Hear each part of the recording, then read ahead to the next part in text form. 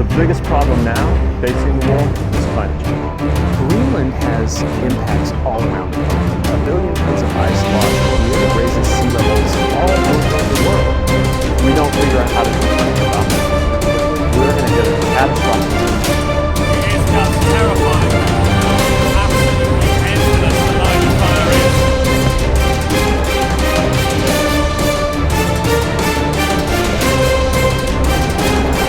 Climate crisis is the biggest crisis humanity has ever faced, and yet it has been ignored for decades.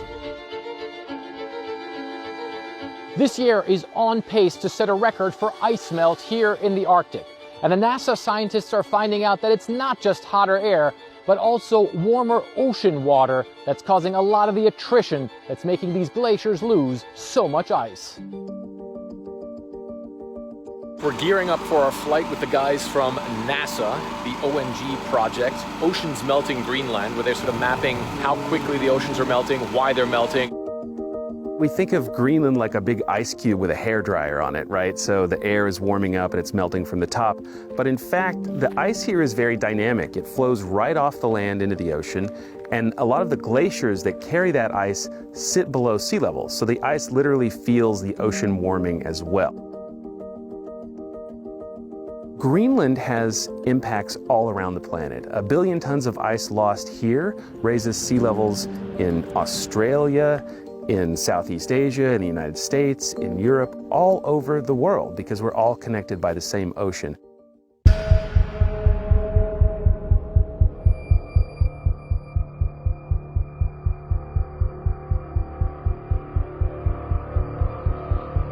The new fires are sporadic, they pop up, they destroy vast amounts of land very quickly. There's winds blowing, intense dry heat everywhere.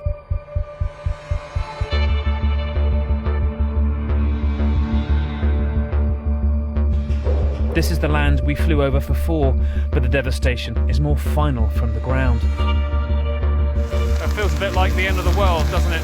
And when flames rage like this, the firefighters actually have to pull back. And there's nothing they can do, really, until the wind dies down. This is not just a forest burning, this is almost a cemetery, because all you can see is dead. It is just terrifying, really, how absolutely endless the line of fire is.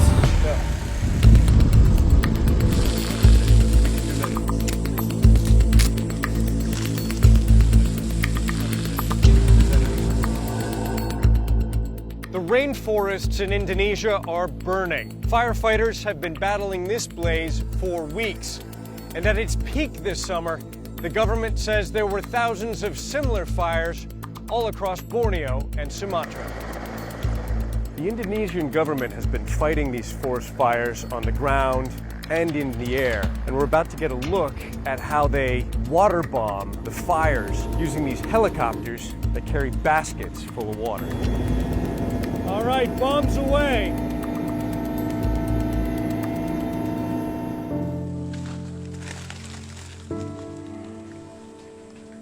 These animals face incredible threats. Their population has plummeted over the past 20 years. One of the primary threats is deforestation. Natural habitat like this being removed for human settlement, for agriculture.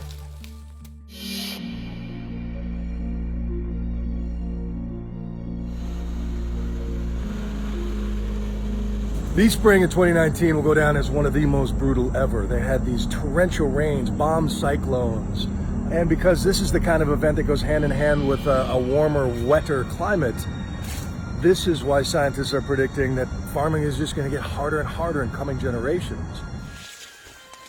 So this corn is almost 2 feet shorter than it normally is. I'm looking at probably a 20 to 30% drop in yield just from the poor spring we had. In Iowa, we just set a record last year, the last 12 months, ending this spring, of a record amount of rainfall, which creates erosion, it creates water quality issues, it takes fertilizer, our precious topsoil with it, things that put nitrates in water, phosphorus in water.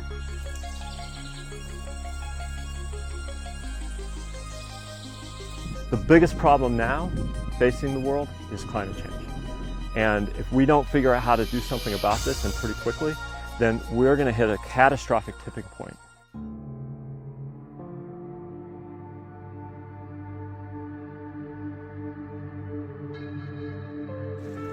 This is all volunteer. They're going to get their neighbors.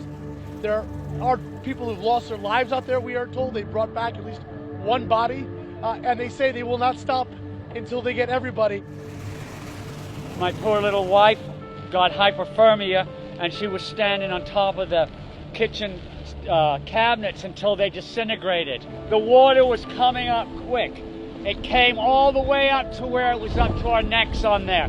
I kept with her, and she just drowned on me. I'm so sorry. I know.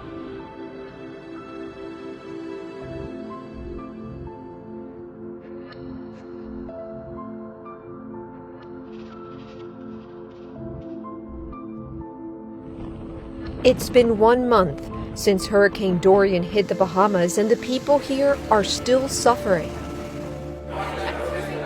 We just docked in Freeport, Bahamas, and we will be following a group of medical professionals. They're grabbing what they need, and then they'll be going out in the field to tend to the sick. What's your biggest concern? As we continue to drive through, there's a distinct smell of bodies that are decomposing. I haven't seen any search and rescue to come get any other bodies.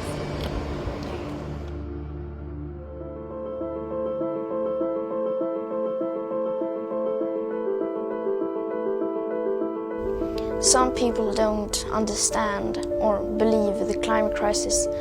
They don't understand that it's real. We can already see the changes. We already have increased the temperature above pre-industrial levels, 1.2 degrees. Everything's happening very fast now.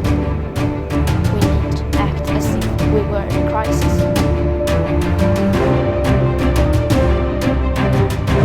Fear to me means absolutely nothing anymore.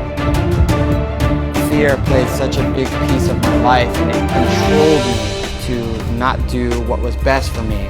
So fear to me now is nothing but an imagination.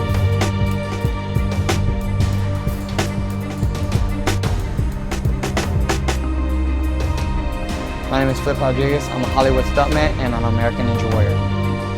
From the ages of 9 and 15, I was sexually abused by my father. How do I live my life after that? Like, I can't trust anybody. I got into parkour and free running when I was at the age of 19. Parkour and free running are two different definitions, very similar. Parkour is straightforward, vaulting, jumping over walls, breaking out and running away. Free running is your own style, your own flipping, flow of it, making it nice and quick as possible, and you take your time. When I first got started, I've never been excited. My body's like, wait, whoa, you don't do that? And the fear aspect kicks in. It's like, let's stop and think about this. Is this really worth getting hurt? Fear is what stopped me from trying to stop my sexual abuse. Parkour and free running has been a stepping stone for me to heal and be okay with my sexual abuse. It's because fear is a big part of parkour and free running. So every day I trained, I was always encountering a new fear. I started in American Ninja Warrior Season 3. And look at him go, using momentum from each jump to get to the next run. And then on Season 7, I actually explained my story. I was sexually abused. After my interview came out, I've had kids write to me. One of the parents reached out to me. Turns out that the daughter and the son were being sexually abused by a family friend. The child just started breaking down crying. She was like, what Flip is talking about is also happening to me. And they brought up charges. The gentleman got convicted of that. And that right there blew my mind away, because not only did I heal myself, but I also saved somebody from further abuse. And that was incredible. I like to give back to the community with using my story. I coach parkour and free running. I'm not teaching them just about parkour and free running. I try to teach them tools of life. You guys just saw, he kind of fell a little bit. What do you got to say? Okay, I don't give up, and I'm going to try this right now again, because Flippy taught us to never give up. Every single person can relate to fear. Yeah! So if I can teach these kids from a young age to separate fear from danger, that is a life tool.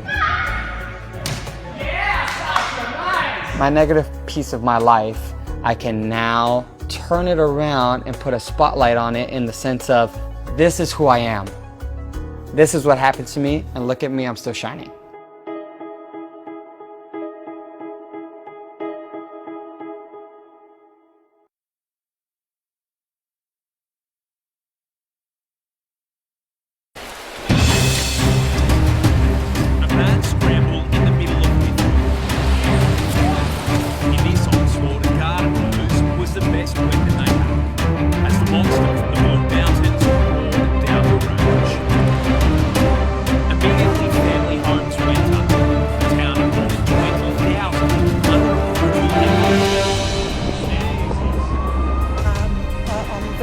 For all of us. Police turning firefighters to try to save their community. The streets, fires just popped up out of nowhere, and before you knew it, another house was engulfed. Once one fire was out, another tree started. It's mining, having its metal severely tested. They confiscated